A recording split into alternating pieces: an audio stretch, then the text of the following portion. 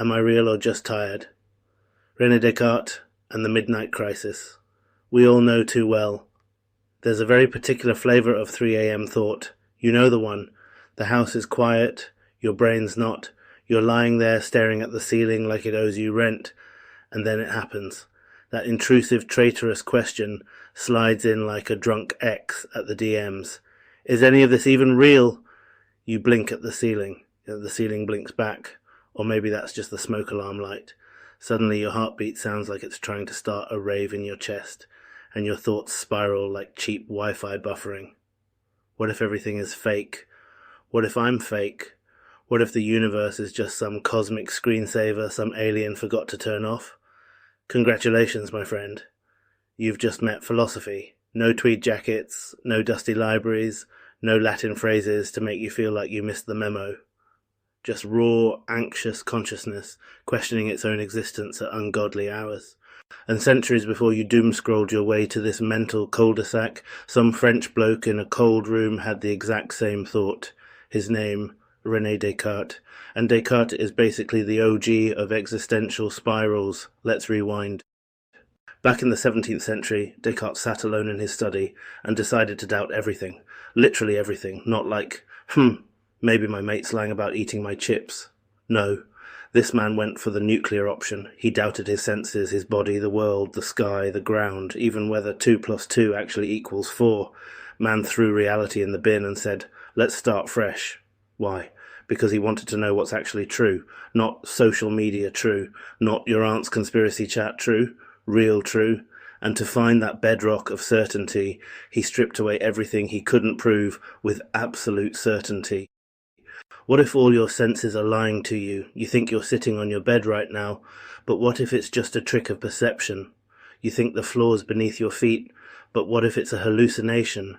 You think your phone's in your hand, but what if this is a long, elaborate dream and your real body's drooling in some chair somewhere in a parallel dimension? This is where Descartes drops his infamous mic line, cogito ergo sum.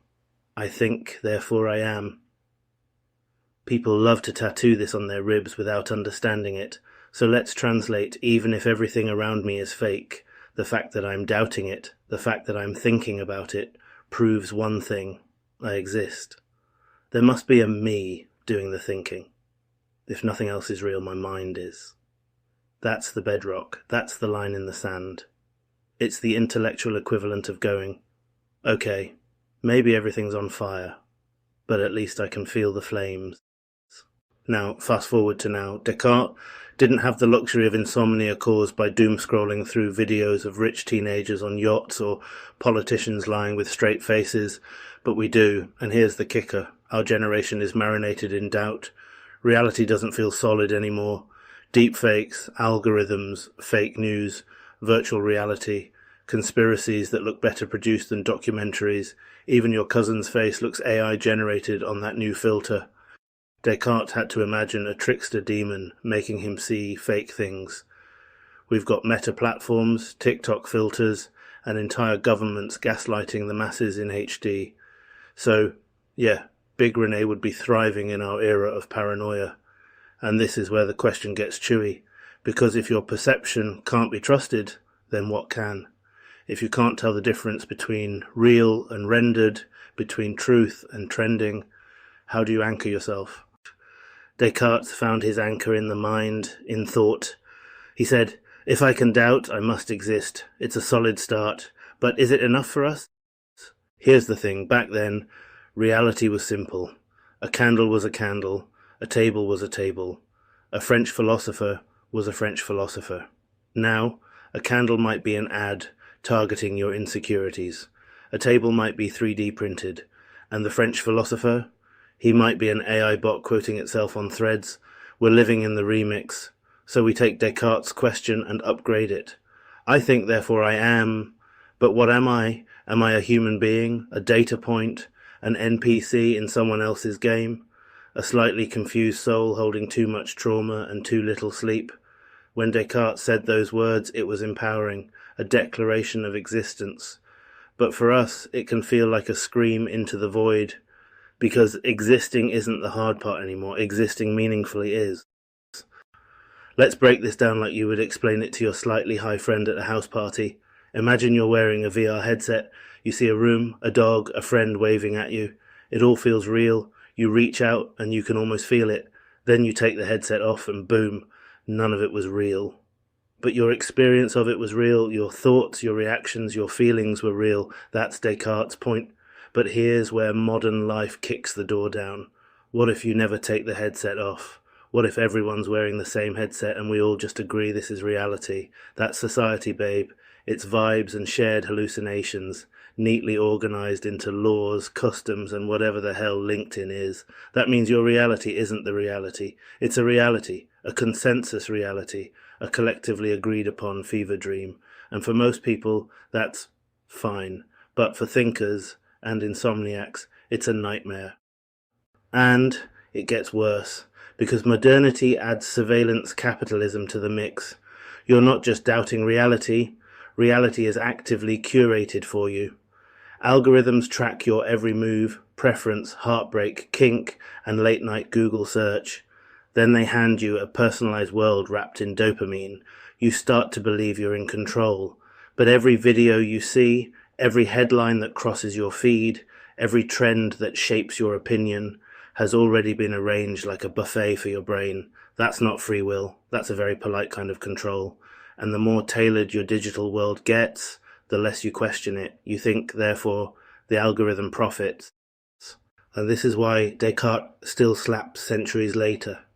Because his question isn't old, it's urgent. He started with radical doubt.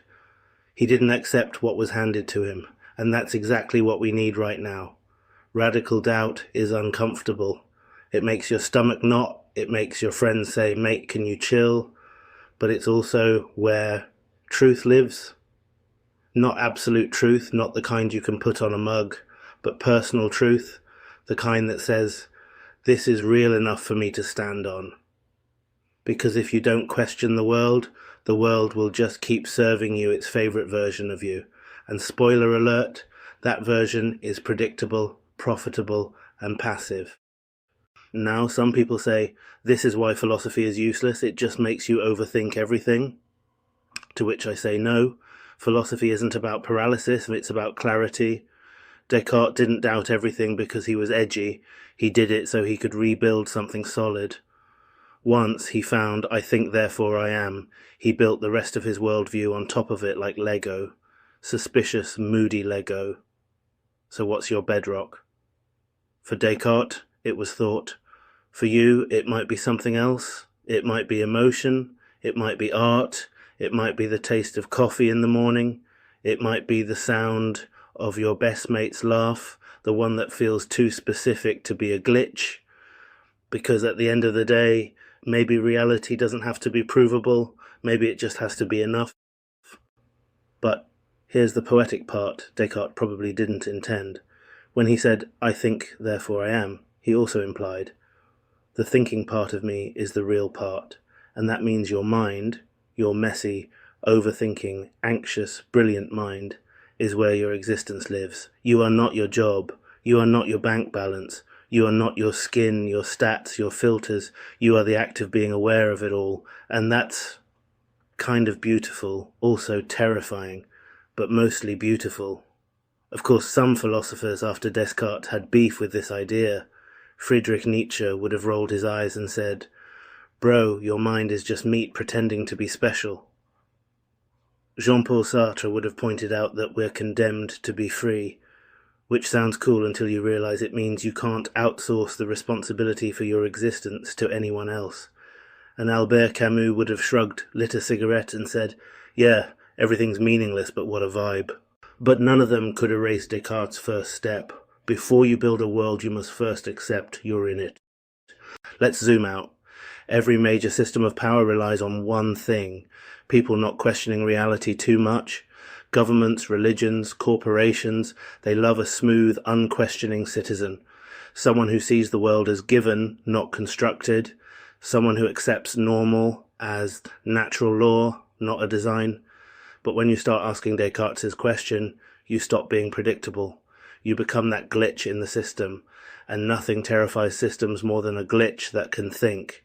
You're not just a consumer. not just a voter, not just a statistic on some tech bro's dashboard. You're a conscious being, aware enough to say, wait, what's real here? Now, let's talk about tiredness. Not the kind you fix with a nap. I mean existential tiredness. That bone-deep weariness that hits when reality starts feeling flimsy. When news stories contradict each other. When politicians perform sincerity like it's a West End musical. When your own memories feel like badly edited clips. You feel like you're floating, untethered, like the ground's not real. But remember what Descartes found in the dark. Thinking is the anchor, not certainty, not belief, not even hope, just thought. You don't need to have all the answers. You just need to remember that your awareness is real. Even if the world is a simulation run by a badly caffeinated alien, the fact that you're aware of it means you are. That is your power, not the answers, the awareness. And that awareness can turn into resistance. When the algorithm says this is who you are, you can say no, I'm still deciding. When a politician gaslights a nation, you can say I see you. When people tell you that's just the way things are, you can whisper, or maybe that's just the cave. See what I did there? That's a tease for Plato. Don't worry, we'll drag him into this mess next episode, but let's circle back to where we started. 3 a.m. ceiling, anxious brain, reality melting like cheap butter. If you ever find yourself in that space, questioning if anything's real, remember this, that very question is proof of your existence. You're not nothing. You're the storm asking the sky where it came from. Descartes didn't give us the meaning of life. He gave us something quieter but maybe more precious, a place to stand when everything else feels shaky. The self, the mind, the thinking, the questioning. So let me ask you, who are you when everything else falls away? Not your job, not your gender, not your history, not your trauma, not your curated online persona, just the raw, breathing, thinking you. Can you look at that version of yourself and say, I exist, even if the world's a mess, I am? That's the seed. From that seed, you can build anything. That's what Descartes understood. You can doubt the world, you can doubt the people, hell, you can even doubt me, but the moment you doubt, you reveal something that cannot be doubted, the doubter. And maybe that's what being human is. Not certainty, not answers, just the beautiful, restless, unstoppable act of asking. So next time you're awake at stupid o'clock, questioning everything, don't panic, don't try to fix it, don't look for meaning in someone else's book, just breathe and say, I think, therefore I am. You're here, you're real, at least to yourself. And that, my friend, is more revolutionary than you think. Breaking news. Uganda proposes silent citizen law. Gov defends arrests. If they didn't say anything, they wouldn't be in jail.